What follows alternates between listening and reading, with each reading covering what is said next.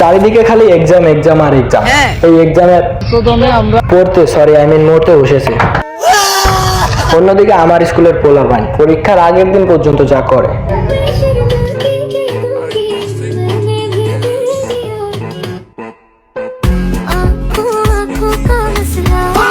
আবার তারাই যখন সকালে শুনতে পায় 9টার সময় তাদের পরীক্ষা। কি করতেছে করবি? ওই এটা কি করতেছিস রে? কামব্যাক কর না। ওই দাঁড়া, ওই কই যাস? ওই কি করতাছ রে? এগুলা কি? কামব্যাক করো না। আদেশ ক্রমে এইচএসসি পরীক্ষার্থী। এই পরীক্ষায় যে শুধুমাত্র আমাদের বিপদ তা কিন্তু না। বলেন কি? আমার বান্ধবী তো গাড়ি থাকা পুলিশ পর্যন্ত ছাড়েনি। এসএসসি পরীক্ষার্থী মা বাচ্চা নিয়ে আসছে পরীক্ষা দিতে, কারণ বাচ্চা সামলানোর দায়িত্ব আমাদের, ঠিক আছে?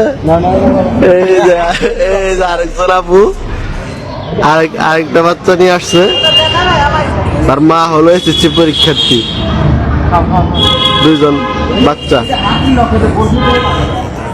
এগুলো এখন দেখাশোনার দায়িত্ব আমাদের। আমরা যখন পুলিশকে বলি যে আমাদের এক্সাম আছে, তারপরে পুলিশে যা বলে, লেখাপড়া পুটকির মধ্যে ভরে দেবে একেবারে, যে কোনো নিচে না দ্রুত। বারবার শুধু আমার উপরে, বারবার শুধু আমার উপরে, কেন কেন? আর এই পরীক্ষার টেনশন নিয়ে যে আমার বন্ধু অনলাইনে ক্লাস করবে তারও কোনো উপায় নেই, কারণ অনলাইনে তো বর্তমানে এরকম ক্লাস করাচ্ছে। ও যোগ আ ই ই যোগ ই উ মানে কোনটি তৎসম শব্দ খুঁজি অফার বানান খাড়া মুখস্থ সারা লেখা দেব শেষ, কোনো কথা নাই।